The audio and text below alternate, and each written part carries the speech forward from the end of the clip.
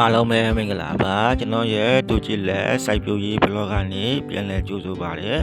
ကျွန်တော်ဒီတစ်ခါတော့များဝေပေးမှာကတော့ဒီတခွားပင်နေပေါ့နော်ဒီတခွားပင်နေဒီမျိုးပြီးပေါ့နော်ဒီအမြင့်ပုတ်တဲ့အကြောင်းလေးကိုကျွန်တော်ကပြန်လည်များဝေပေးမှာဖြစ်ပါတယ်ပေါ့နော်ကျွန်တော်အခုလိုပူပြင်းတဲ့နွေရာသီမှာပေါ့နော်တခွားဆိုင်တောင်သူတွေအများဆုံးရင်ဆိုင်ရတဲ့ပြဿနာကတော့ဒီအပင်တွေရုတ်တရက်ညှိုးကျပြီးတည်ကုန်တာဒါဟာအမြင့်ပုတ်တဲ့ယောဂကြောင့်ဖြစ်ဖို့များပါတယ်ပေါ့နော်ဒီဗီဒီယိုမှာတော့အမြင့်ပုတ်ရတဲ့အကြောင်းရင်းတွေနဲ့ဒါကိုဘယ်လိုထိရောက်စွာကာကွယ်ရမလဲဆိုတာကိုအသေးစိတ်တင်ပြပေးသွားမှာဖြစ်ပါတယ်ကျွန်တော်တို့ဒီပထမအဆုံးအနေနဲ့ပေါ့နော်ဒီအမြင့်ပုတ်တဲ့အကြောင်းရင်းကတော့ပေါ့နော်ဒီမူယောဂကြောင့်ဒီအမြင့်ပုတ်တာလည်းဖြစ်ပါတယ်ပေါ့နော်ဒီမြေကြီးထဲမှာအဆိုတက်လွန်ခဲ့ရေးဒီမူတွေဟာအမြင့်ကိုစားပစ်တတ်ကြပါတယ်ပေါ့နော်ဒီနံပါတ်1အချက်ကတော့ရေဝတ်ခြင်းပေါ့နော်နှွေမှာပူလို့ဆိုပြီးပေါ့နော်ကျွန်တော်တို့ရေတွေကိုအလွတ်အကျွန်းဒီစိုက်ခင်းတွေကိုရေသွင်းတဲ့ဒီပြဿနာတွေကြောင့်ပေါ့နော်ဒီအမြင့်တွေကဒီအသက်ရှူရခက်ပြီးပုတ်သွားတတ်ပါတယ်ဒီနံပါတ်3အချက်ကပေါ့နော်ဒီမြေအပူချိန်ပေါ့နော်ကျွန်တော်တို့နေပူချိန်ရောက်ပေါ့နော်ကျွန်တော်တို့ဒီမြေကြီးတွေကပူလာတဲ့အခါပေါ့နော်ဒီအမြင့်ကဆဲတွေပျက်စီးပြီးယောဂဝင်လွယ်တတ်ပါတယ်ပေါ့နော်ဒါကြောင့်လည်းကျွန်တော်တို့ဒီအမြင့်ပုတ်တာဖြစ်နိုင်တယ်ပေါ့နော်နောက်တစ်ခုအနေနဲ့ပေါ့နော်ကျွန်တော်တို့ဒီမျက်စိနဲ့မမြင်ရတယ်ပေါ့နော်ဒီမြေအောက်တန်ကောင်တွေရပေါ့နော်ဒီအမြင့်ကိုကျွန်တော်တို့ဖောက်တွင်းစားတောက်ရကလည်းဒီအမြင့်ပုတ်တာဖြစ်တတ်ပါတယ်ပေါ့နော်ဟုတ်ကဲ့ပါကျွန်တော်မိတ်ဆွေတကယ်ချင်းများပေါ့နော်ဒီကျွန်တော်ရဲ့ channel လေးကစိုက်ပျိုးရေးနဲ့ပတ်သက်တဲ့ဗီဒီယိုလေးကိုပုံမှန်တင်ဆက်ပေးနေတဲ့ channel လေးဖြစ်ပါတယ်ပေါ့နော်နောက်တစ်ခုကဒီစိုက်ပျိုးရေးအပြည့်ခြေလက်တဘာဝနဲ့တိုက်ဆိုင်ဒီသက်ဆိုင်သောဗီဒီယိုလေးလည်းအမြဲပုံမှန်တင်ဆက်ပေးနေတာလည်းဖြစ်ပါတယ်ပေါ့နော်ကျွန်တော်တို့ဒီ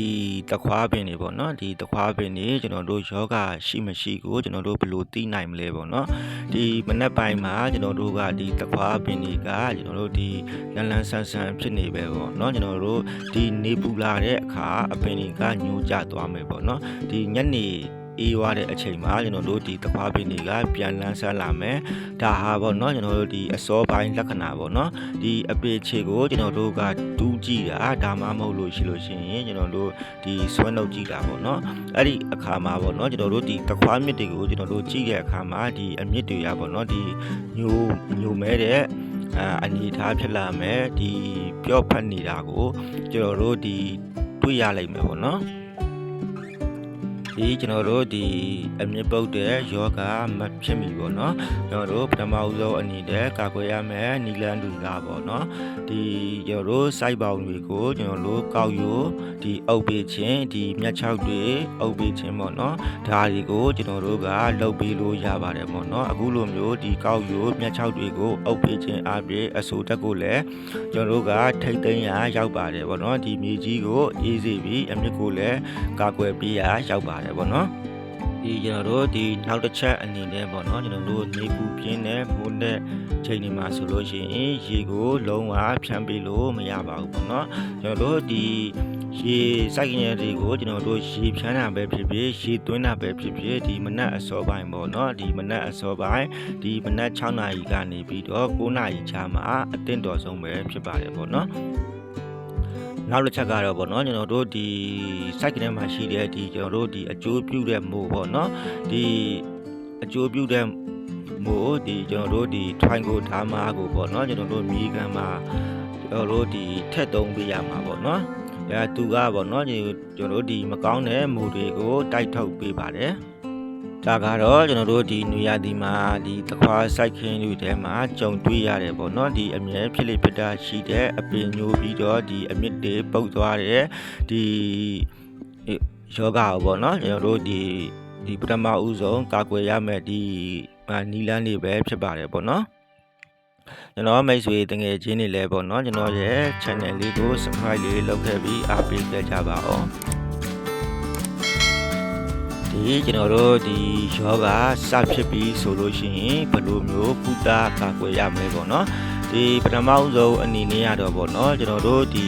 ကော့ပါအခြေခံတဲ့မိုတက်ဆေးတွေကိုကျွန်တော်တို့ဒီအပေချင်းကိုဒီဖြန့်ပေးရမှာဖြစ်ပါတယ်ပေါ့နော်နောက်တစ်ချက်ကကျွန်တော်တို့ဒီယောဂကအရန်ရစ်နေတဲ့အပင်တွေကလည်းစတိုက်တည်နေတယ်ပေါ့နော်ဒီလိုမျိုးကျွန်တော်တို့ဒီမိုတက်ဆေးတွေကိုလည်းဖြန်းတာမရတော့ဘူးဆိုရင်တော့ဒီအပင်တွေကိုနှုတ်ပြတာပေါ့နော်ဒီလိုမျိုးစိုက်ခဲ့တဲ့ဝေးရမှာကျွန်တော်တို့စွန့်ပစ်ရမှာပေါ့နော်ဒါကတော့ကျွန်တော်တို့ယောဂဖြစ်နေလို့ရှိရင်ကျွန်တော်တို့ကာကွယ်ရမယ်နည်းလမ်းလေးတွေပဲဖြစ်ပါတယ်ကျွန်တော်ရဲ့ channel လေးကစိုက်ပျိုးရေးအပြင်ဒီကျေးလက်တဘာဝနဲ့သက်ဆိုင်သောဗီဒီယိုလေးတွေကိုပုံမှန်တင်ဆက်ပေးနေတော့ channel လေးဖြစ်ပါတယ်ကျွန်တော်ရဲ့ channel လေးကိုလည်း subscribe လေးလုပ်ခဲ့ပြီးအားပေးကြကြပါအောင်ပေါ့နော်ဟုတ်ကဲ့ပါကျွန်တော်တို့ဒီနွေရာသီစိုက်ခင်းလူတွေမှာပေါ့နော်အဓိကအဖြစ်ကျွန်တော်တို့ဂယူဒီဇိုင်းလောက်ရမှာကတော့ရေသွင်းရေထုတ်မှန်ကန်အောင်အဓိကလှုပ်ဆောင်ရမှာဖြစ်ပါတယ်ပေါ့နော်ကျွန်တော်တို့ဒီအပူချိန်တွေတအားပြင်းတယ်ဆိုပြီးတော့ကျွန်တော်တို့ဒီစိုက်ခင်းတွေကိုရေတွေအလွန်အကျွံသွင်းတာပေါ့နော်အဲ့ဒါမျိုးတွေကိုကျွန်တော်တို့ကရှောင်ကျဉ်ရမှာဖြစ်ပါတယ်ကျွန်တော်တို့ရေတွေဒီအလွန်အကျွံသွင်းမိပြီဆိုလို့ရှိရင်ပေါ့နော်ဒီအခုကျွန်တော်ပြောခဲ့တဲ့အတိုင်းပေါ့နော်ဒီအမြင့်ပုတ်တဲ့ယောဂတွေကပေါ့နော်ဒါကအချိန်မရွေးဖြစ်လာနိုင်ပါတယ်ပေါ့နော်ဒီလိုမျိုးကျွန်တော်တို့ဒီဖြစ်လာပြီဆိုလို့ရှိရင်လည်းပေါ့နော်ကျွန်တော်တို့တွေကဂယူဒီဇိုင်းနဲ့ပေါ့နော်ဒီကာကွယ်တဲ့နီလန်တွေပေါ့နော်ယောဂဖြစ်ပြီဆိုလို့ရှိရင်ဒီမိုတက်ဆေးတွေကျွန်တော်တို့ကသုံးပြရမှာဖြစ်ပါတယ်ပေါ့နော်ဒါကကျွန်တော်တို့ဒီအပင်သေးတဲ့ယောဂပေါ့နော်ဒီလိုမျိုးနွေရာသီပါပေါ့နော်ဖြစ်လေဖြစ်တာရှိတဲ့အရာတစ်ခုဖြစ်ပါတယ်ပေါ့နော်ဒီလိုမျိုးဖြစ်ရတဲ့အကြောင်းရင်းတွေကတော့ပေါ့နော်ကျွန်တော်တို့ဒီလွှဲမားတဲ့ဒီအချက်တွေကြောင့်ပေါ့နော်ဒီအဓိကကတော့ရေသွင်းရေထုတ်ဒီမမှန်တဲ့စနစ်တွေကြောင့်ဖြစ်ပါတယ်ပေါ့နော်ရေကိုကျွန်တော်တို့ဒီအလွန်အကျွံတွေတွင်းမိပြီးဆိုလို့ရှိရင်ရေတွေကဒီကျွန်တော်တို့ရဲ့ဒီ site မြောင်းတွေထဲမှာရေတွေကတင်ကြံခဲ့မယ်ဆိုလို့ရှိရင်ဒီအမြင့်ပုတ်တဲ့ဒီယောဂကအချိန်မရွေးဖြစ်လာနိုင်ပါတယ်ပေါ့နော်